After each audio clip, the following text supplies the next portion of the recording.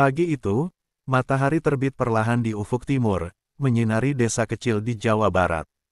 Teh Riri, seorang janda berusia sekitar 35 tahun, bangun lebih awal dari biasanya. Dengan langkah pelan, ia memasuki dapur kecil yang terletak di belakang restoran kecilnya yang sederhana. Aroma nasi hangat mulai memenuhi ruangan, menciptakan suasana hangat meski keadaan ekonominya kian menipis. Restoran ini, warisan dari ibunya, telah menjadi bagian dari hidupnya sejak kecil. Teh Riri mengingat masa-masa bahagia saat ibunya memasak dan melayani pelanggan dengan senyum. Kini, dengan dua anaknya, Dika dan Nia, yang masih kecil, tanggung jawab untuk meneruskan usaha ini terasa semakin berat. Ia khawatir restoran ini akan tutup, dan apa yang akan terjadi pada anak-anaknya jika itu terjadi. Setelah menyiapkan sarapan, Teh Riri memanggil anak-anaknya. Dika, yang berusia 10 tahun, dan Nia, 8 tahun, bangun dengan mata mengantuk. Mereka duduk di meja makan, menyantap sarapan sambil berbincang ringan. "Ibu, nanti kita bisa ke taman setelah sekolah?" tanya Nia dengan penuh harap. Teh Riri tersenyum, tetapi hatinya berat. "Nanti kita lihat ya, Nak. Ibu harus menyelesaikan beberapa pekerjaan di restoran." Ia berusaha terlihat optimis, meski pikiran tentang utang dan tagihan yang belum terbayar menghantuinya. Setelah mengantar anak-anak ke sekolah, Teh Riri kembali ke restoran. Pelanggan yang biasa datang semakin sedikit, dan ia seringkali hanya bisa berharap ada yang datang. Hari itu, ia mencoba mempersiapkan menu spesial untuk menarik pelanggan baru. Saat sore menjelang, Teh Riri mendengar suara aneh dari dapur. Suara itu seperti gemerisik, membuatnya penasaran. Dengan hati-hati, ia mendekati kulkas. Ketika membuka pintu kulkas, ia terkejut melihat daging merah segar yang tampak baru. "Dari mana ini?" pikirnya, bingung. Daging itu tidak ada dalam daftar belanjaannya, dan ia tidak ingat membeli daging sebanyak itu. Namun, rasa penasaran mengalahkan ketakutannya. "Mungkin ini rezeki," gumamnya. Ia memutuskan untuk memasak daging tersebut sebagai menu spesial malam itu. Malam harinya, restoran dipenuhi dengan aroma masakan yang menggoda. Para pelanggan yang datang mulai berdatangan, dan Teh Riri merasa harapannya kembali menyala. Ketika hidangan spesialnya disajikan, pelanggan mulai memberikan pujian. "Teh Riri, ini enak sekali. Apa rahasianya?" tanya seorang pelanggan setia. Teh Riri hanya tersenyum, meski dalam hatinya ada rasa cemas. Dia merasa ada sesuatu yang aneh dengan daging itu, tetapi rasa syukur atas pelanggan yang kembali datang membuatnya melupakan kekhawatiran itu, setidaknya untuk sementara. Setelah hari yang panjang, Teh Riri pulang ke rumah dan berbaring di tempat tidurnya. Namun, tidur tidak kunjung datang. Suara gemerisik dari dapur kembali terdengar. Ia berusaha menenangkan diri, berpikir mungkin itu hanya suara angin atau hewan kecil. Ketika akhirnya ia terlelap, mimpi buruk menghantui tidurnya. Ia melihat bayangan gelap melintas di depannya, dan suara panggilan lembut memanggil namanya. Saat terbangun, keringat dingin membasahi tubuhnya, dan ia merasa ada yang tidak beres. Pagi berikutnya, saat bangun, rasa cemas mulai menggerogoti pikirannya. Daging itu masih ada di kulkas, dan ia memutuskan untuk memasaknya sekali lagi. Namun, ia tidak tahu bahwa keputusan ini akan mengubah arah hidupnya selamanya. Setelah malam yang penuh ketakutan dan mimpi buruk, Teh Riri merasa semakin tertekan.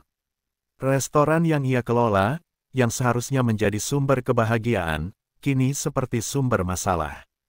Utang menumpuk, dan pelanggan yang kembali datang hanya memberikan sedikit harapan. Dengan berat hati, ia tahu bahwa ia harus melakukan sesuatu agar bisnisnya bisa bertahan.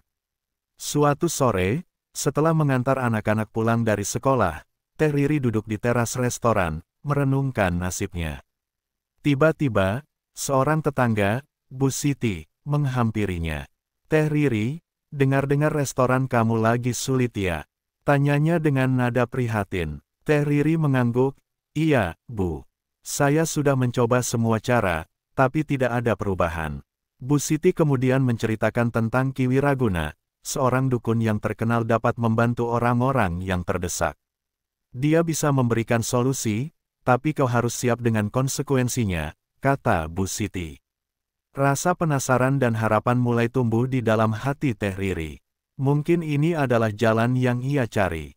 Keesokan harinya, dengan tekad bulat, Teh Riri mencari Ki Wiraguna.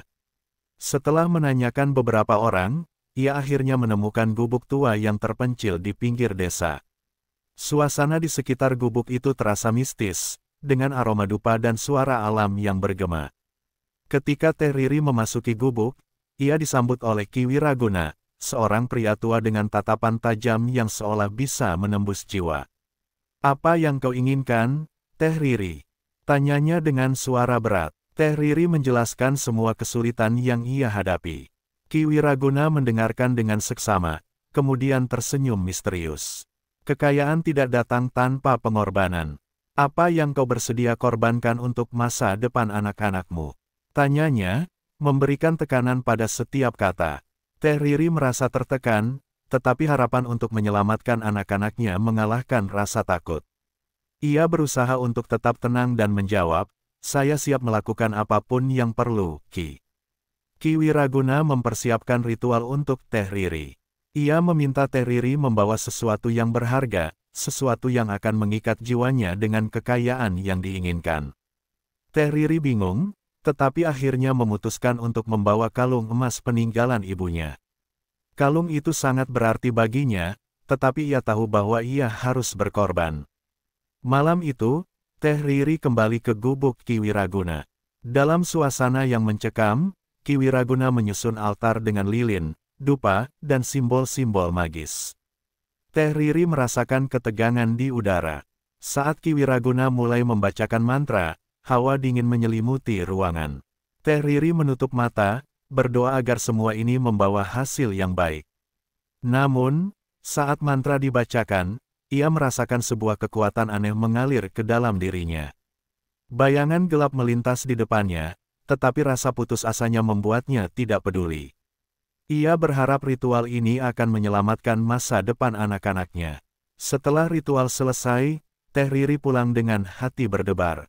Ia merasa ada sesuatu yang berbeda, tetapi tidak bisa mengidentifikasi apa itu. Keesokan harinya, saat membuka restoran, ia terkejut melihat banyak pelanggan yang datang. Hari itu, restoran penuh seperti tidak pernah terjadi sebelumnya. Suasana yang ceria mengalir di dalam restoran, dan Teh Riri merasa harapan baru muncul.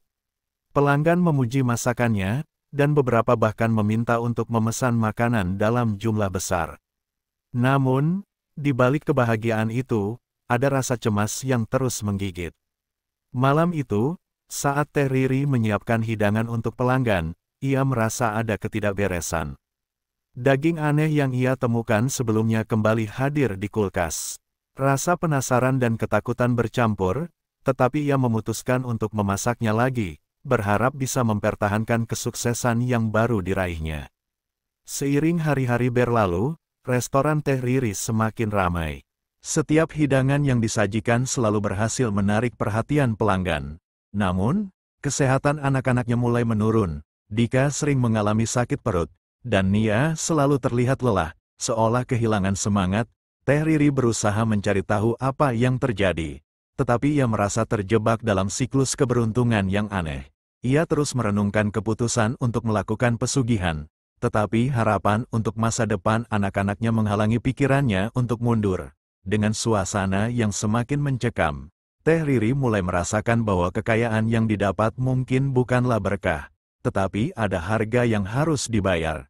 Namun, ia terus melanjutkan, terjebak dalam kebohongan yang telah ia pilih.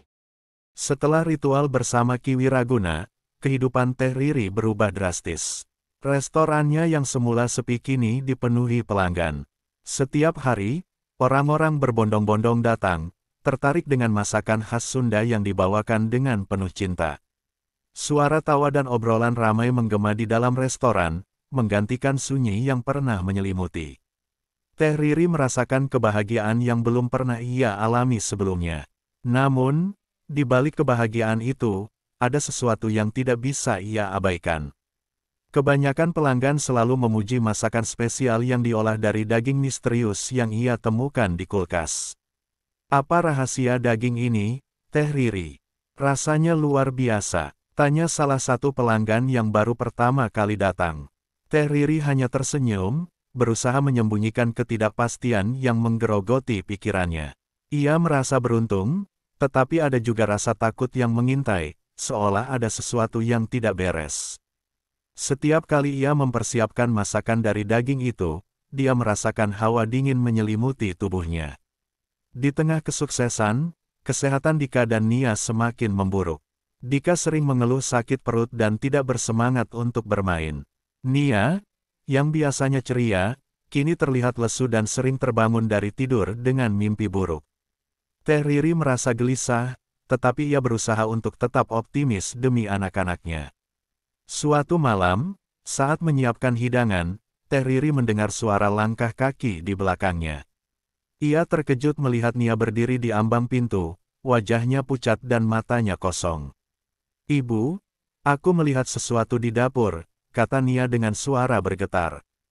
Teh Riri merasakan jantungnya berdegup kencang. "Apa yang kau lihat, Nia?" tanyanya, berusaha tenang. "Ada bayangan hitam, Bu." "Dia memanggil namaku," Nia menjawab, membuat bulu kuduk Teh Riri merinding. Ia mencoba menenangkan anaknya, tetapi dalam hati, rasa takut mulai menguasai. Setelah malam yang mencekam itu, Teh Riri semakin merasa terjebak. Daging misterius itu terus muncul di kulkas, seolah memiliki kehidupan sendiri. Setiap kali ia mencoba untuk membuangnya, daging itu selalu kembali. Suatu malam, saat memasak, ia menemukan sepotong daging yang lebih besar dari sebelumnya, seolah ditambah oleh kekuatan gaib. Ketika hidangan itu disajikan, pelanggan kembali memujinya. "Ini pasti daging terbaik yang pernah ada," seru seorang pelanggan. Teh Riri merasa bingung, tetapi pujian itu membuatnya melupakan semua ketakutan yang menghantuinya. Namun, rasa bersalah mulai menggerogoti. Ia tahu bahwa sesuatu yang tidak biasa sedang terjadi, tetapi keinginan untuk mempertahankan restoran dan masa depan anak-anaknya mengalahkan segalanya. Dalam keputusasaannya, Teh Riri memutuskan untuk kembali menemui Ki Wiraguna. Ia berharap bisa menemukan cara untuk menghentikan semua ini. Ketika ia tiba di gubuk, Ki Wiraguna menyambutnya dengan tatapan tajam. "Kau kembali, Teh Riri. Apa yang kau inginkan?" tanyanya, seolah sudah mengetahui jawabannya. Teh Riri menjelaskan semua yang terjadi, bagaimana restoran berhasil tetapi anak-anaknya semakin sakit. "Ki, saya tidak tahu harus berbuat apa. Apakah ada cara untuk membatalkan semua ini?" pinta Teh Riri dengan suara penuh harap. Ki Wiraguna tersenyum sinis, "Kau sudah memilih jalur ini, Teh Riri. Setiap tindakan ada konsekuensinya. Kau harus membayar harga untuk kekayaan ini." Teh Riri merasakan ketakutan menyelimuti hatinya, tetapi harapannya untuk menyelamatkan anak-anaknya membuatnya bertahan. Setelah pertemuan itu, Teh Riri kembali ke rumah dengan perasaan campur aduk. Ia tahu bahwa ia harus segera mengambil tindakan. Namun, di sisi lain, kesuksesan restoran memberikan tekanan tersendiri. Setiap hari, pelanggan semakin banyak, dan setiap malam, Teh Riri menyajikan hidangan yang sama dengan daging misterius itu. Namun, malam yang penuh ketakutan kembali menghampiri. Dika terbangun dengan jeritan, "Ibu, tolong. Ada yang menarikku." Teh Riri berlari ke kamar anak-anaknya, menemukan Dika berkeringat dingin dan Nia terdiam dengan tatapan kosong. Ia merasa tidak berdaya. Dalam kekacauan emosional, Teh Riri menyadari bahwa keputusan yang diambilnya untuk mengejar kekayaan telah mengubah hidupnya menjadi kegelapan. Ia harus segera mencari jalan keluar sebelum semuanya terlambat. Hari-hari berlalu, dan keadaan semakin memburuk. Meskipun restoran terus ramai, Teh Riri merasakan ada sesuatu yang sangat salah. Dika semakin sering sakit, dan Nia tampak ketakutan setiap kali malam tiba. Suara-suara aneh sering terdengar di rumah, dan bayangan gelap mulai menghantui mereka. Teh Riri merasa terjebak dalam lingkaran setan. Ia harus memilih antara melanjutkan jalan yang berbahaya ini atau mengorbankan segala sesuatu yang telah ia capai untuk menyelamatkan anak-anaknya. Dalam kekalutan, dia tahu bahwa waktu untuk bertindak semakin sedikit. Setelah mengalami kesuksesan yang luar biasa, Teriri merasa terperangkap dalam labirin kekayaan yang tidak pernah ia bayangkan. Setiap hari, restoran dipenuhi pelanggan, dan setiap malam, ia menyajikan hidangan yang sama, terbuat dari daging misterius yang selalu muncul di kulkas. Namun, di balik kebahagiaan itu, rasa cemas dan penyesalan mulai menggerogoti hatinya. Dika semakin sering sakit, dan Nia terlihat semakin ketakutan setiap kali malam tiba. Suara-suara aneh dan bayangan gelap yang sering muncul membuat suasana di rumah semakin mencekam. Teriri berusaha menutupi semua ini dari pelanggan dan orang-orang di sekitar, tetapi hatinya dipenuhi rasa bersalah. Ia merasa bahwa semua ini adalah akibat dari keputusan untuk melakukan pesugihan. Suatu malam, saat Teriri menyiapkan hidangan untuk restoran, ia menerima telepon dari Ki Wiraguna. Suara dukun itu menggema di telinganya. "Saatnya kau membayar, Teriri," katanya dengan nada mengancam. Kata-kata itu membuatnya merinding. Ia tahu bahwa saatnya untuk menghadapi konsekuensi dari pilihan yang telah diambil. Ketika Teriri berusaha menenangkan dirinya, bayangan gelap kembali muncul di pikirannya. "Apa yang harus aku lakukan?" pikirnya, merasa terjebak dalam kegelapan. Ia memutuskan untuk menemui Ki Wiraguna, berharap bisa mencari cara untuk membatalkan semua ini. Keesokan harinya, Teriri pergi ke gubuk Ki Wiraguna dengan perasaan cemas. Saat tiba, suasana di sekitar gubuk terasa lebih mencekam daripada sebelumnya. Ki Wiraguna menunggu di dalam, dan tatapannya seolah bisa membaca isi hati Teriri. "Aku ingin menghentikan semua ini, Ki. Anakku sakit, dan aku merasa terjebak dalam kegelapan," kata Teriri dengan suara bergetar. Ki Wiraguna tersenyum sinis, seolah menikmati penderitaan yang dialami Teriri. "Kau sudah memilih jalan ini. Sekarang, kau harus membayar harga yang lebih tinggi." Teriri merasakan ketakutan menyelimuti dirinya. "Apa yang harus aku lakukan? Aku tidak ingin kehilangan anak-anakku," ia memohon. Ki Wiraguna hanya menggelengkan kepala. "Kau harus mengorbankan sesuatu yang lebih berharga dari sekadar harta. Jika tidak, semuanya akan berakhir buruk." Setelah pertemuan itu, Teriri pulang dengan perasaan putus asa. Ia merasa seolah waktu semakin menipis. Dalam kekacauan emosi, ia memutuskan untuk mencari cara untuk menyelamatkan anak-anaknya.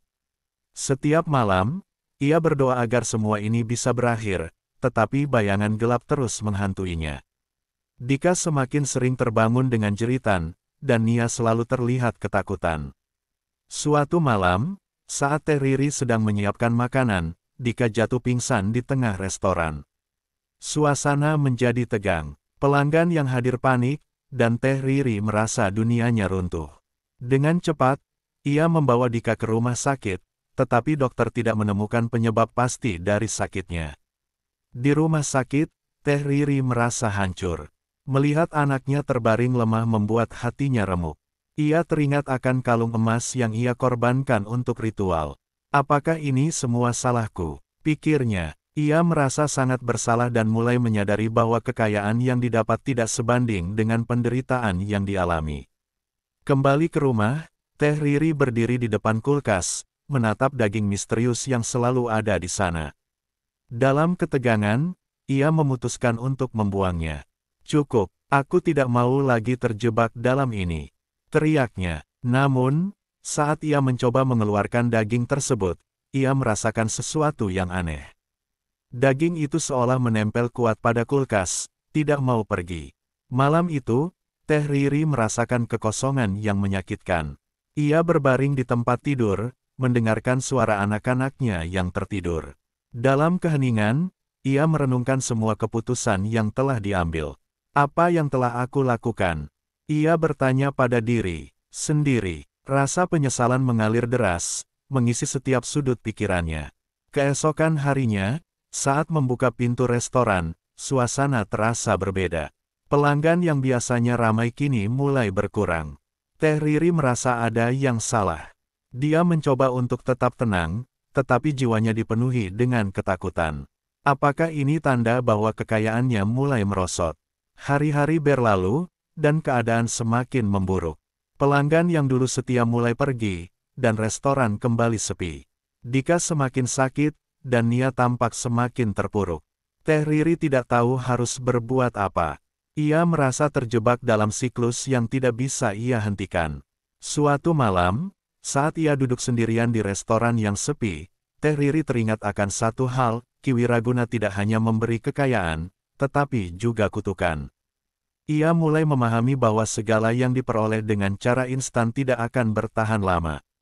Dalam kesedihan, ia menyadari bahwa ia seharusnya tidak mengambil jalan pintas untuk mendapatkan apa yang diinginkan. Dengan hati yang hancur, Teh Riri bertekad untuk menyelamatkan anak-anaknya. Ia tahu bahwa ia harus menghadapi Ki Wiraguna kembali, tetapi kali ini dengan keberanian untuk mengakhiri semua ini. Namun, bayangan gelap terus mengintai, dan ia merasa tidak ada jalan keluar. Hari-hari berlalu dalam suasana kelam bagi Teh Riri. Restoran yang dulunya ramai kini sepi, dan suara tawa anak-anaknya semakin jarang terdengar. Dika terbaring lemah di tempat tidurnya, dan Nia hanya bisa menatap kosong ke arah dinding. Teh Riri merasa terjebak dalam kesedihan, dan hatinya penuh penyesalan atas keputusan yang telah diambil. Suatu malam, setelah menyiapkan hidangan untuk restoran yang kembali sepi, Teh Riri menerima telepon dari Ki Wiraguna. Suara dukun itu terdengar lebih menakutkan dari sebelumnya. "Kau harus datang, Teh Riri. Waktunya sudah hampir habis," katanya dengan nada yang membuat bulu kuduknya merinding. Teh Riri tahu bahwa ia tidak bisa menghindar lagi. Dengan langkah berat, ia memutuskan untuk menemui Ki Wiraguna sekali lagi, berharap bisa menemukan cara untuk mengakhiri semua kutukan yang menghantuinya. Keesokan harinya, Teh Riri pergi ke gubuk Ki Wiraguna. Saat ia tiba, suasana di sekitar gubuk terasa lebih mencekam daripada sebelumnya. Ki Wiraguna menunggu di dalam, tatapannya tajam dan penuh misteri. "Selamat datang kembali, Teh Riri. Apakah kau siap untuk menghadapi konsekuensi dari pilihanmu?" tanyanya, suaranya seperti menggema di dalam benaknya. Teh Riri menatapnya dengan penuh ketakutan. "Ki, aku ingin menghentikan semua ini. Anakku sakit, aku merasa hancur," ia menjelaskan dengan suara bergetar. Ki Wiraguna tersenyum sinis, "Kau harus melakukan pengorbanan yang lebih besar. Jika tidak, semuanya akan berakhir dengan kehancuran." "Pengorbanan apa yang kau maksud?" tanya Teh Riri, jantungnya berdegup kencang. Ki Wiraguna tidak menjawab langsung, tetapi mengarahkan telunjuknya ke arah langit, seolah menyiratkan sesuatu yang lebih besar dari sekadar harta atau benda. Teh Riri merasa terjepit antara harapan dan ketakutan. Ia tahu bahwa ia tidak bisa terus hidup dalam kegelapan ini. Dalam keputusasaannya, ia teringat akan Dika dan Nia. "Apa yang harus aku korbankan untuk menyelamatkan anak-anakku?" ia bertanya, suara terisak. Ki Wiraguna hanya menggelengkan kepala. "Kau harus memilih antara kekayaan yang kau miliki atau anak-anakmu. Jika kau ingin menyelamatkan mereka, kau harus rela melepaskan semua yang kau capai." Air mata mengalir di pipi Teh Riri. Ia tidak bisa membayangkan hidup tanpa anak-anaknya. "Tapi aku tidak bisa kehilangan mereka, Ki. Apa yang harus aku lakukan?" Ki Wiraguna menjawab dengan nada tenang, "Hanya kau yang bisa menjawabnya. Jika kau memilih untuk menjaga kekayaan, maka anak-anakmu akan menjadi tumbal. Tetapi jika kau memilih mereka, semua yang kau miliki akan hilang." Dengan hati yang hancur, Teh Riri kembali ke rumah. Ia duduk di depan kulkas, menatap daging misterius yang selalu ada di sana. Dalam keheningan malam, suara Dika yang memanggilnya dan Nia yang menangis menjadi gema yang tak terelakkan. Teh Riri tahu bahwa ia harus membuat keputusan. Akhirnya, dengan air mata mengalir, Teh Riri memutuskan untuk mengorbankan semua yang dimilikinya. Ia tidak ingin melihat anak-anaknya menderita lebih jauh. Dalam keputusasaannya, ia mengambil kalung emas peninggalan ibunya dan meletakkannya di altar di dapur. "Jika ini yang harus aku lakukan untuk menyelamatkan mereka, Aku akan melakukannya, ia berbisik, hatinya penuh penyesalan. Malam itu, saat ia berdoa dengan penuh harapan, bayangan gelap muncul di hadapannya. Kau telah memilih, Teh Riri, suara itu menggema di seluruh ruangan. Sekarang, bayar harganya. Keesokan harinya, Dika dan Nia terbangun dengan wajah cerah, seolah beban di pundak mereka telah hilang. Teh Riri merasa lega, tetapi saat ia memeriksa kulkas, daging misterius itu telah menghilang, dan restoran tampak sepi. Dia tidak tahu apakah ini tanda baik atau buruk. Namun, saat ia berusaha untuk merasakan kebahagiaan, ia menerima kabar buruk. Dika tiba-tiba jatuh pingsan lagi dan dibawa ke rumah sakit. Ketika Teh Riri tiba di rumah sakit, ia mendapati Dika tidak sadarkan diri. Dokter mengatakan bahwa kondisi Dika sangat kritis, dan tidak ada yang bisa dilakukan. Air mata Teh Riri mengalir deras. Ia merasa semua yang telah diperjuangkannya sia-sia. Ia telah melepaskan semua harta dan kekayaan, tetapi mengapa keadaannya semakin buruk? Dalam keputusasaannya, ia mengingat kata-kata Ki Wiraguna, bahwa setiap pilihan ada konsekuensinya. Di rumah sakit, Dika terbaring lemah, dan Teh Riri berdoa dengan penuh harapan. Namun, harapan itu sirna ketika dokter mengonfirmasi bahwa Dika tidak bisa diselamatkan. Suara jeritan Teh Riri menggema di seluruh rumah sakit, dan rasa sakit yang tak tertahankan menyelimuti hatinya. Nia, yang melihat semua ini, tidak bisa menahan tangisnya. "Ibu, kenapa Dika tidak bangun?" tanyanya dengan suara penuh kepanikan. Teh Riri tidak bisa menjawab, hatinya remuk. Ia merasa kehilangan segalanya. Kembali ke rumah, Teh Riri merasakan kesepian yang menyakitkan. Restoran yang dulunya penuh tawa kini menjadi tempat yang sepi. Dalam kegelapan malam, ia berbaring di tempat tidur, mendengarkan suara angin yang berhembus. Semua yang telah ia capai terasa hampa, dan penyesalan yang mendalam menggerogoti jiwanya. Dalam kesedihan, Teh Riri menyadari bahwa pencarian kekayaan yang sempat ia impikan telah menghancurkan hidupnya. Ia telah memilih jalan yang salah, dan harga yang harus dibayar adalah kehilangan anaknya. Dengan air mata yang mengalir, ia berjanji untuk tidak lagi terjebak dalam ilusi kekayaan. Akhir cerita ini adalah sebuah peringatan bahwa tidak semua yang bersinar adalah emas. Pilihan yang salah dapat mengakibatkan kehilangan yang tak terbayangkan. Teh Riri, yang kini terjebak dalam kesedihan, menyadari bahwa cinta dan keluarga adalah kekayaan sejati yang tidak bisa tergantikan.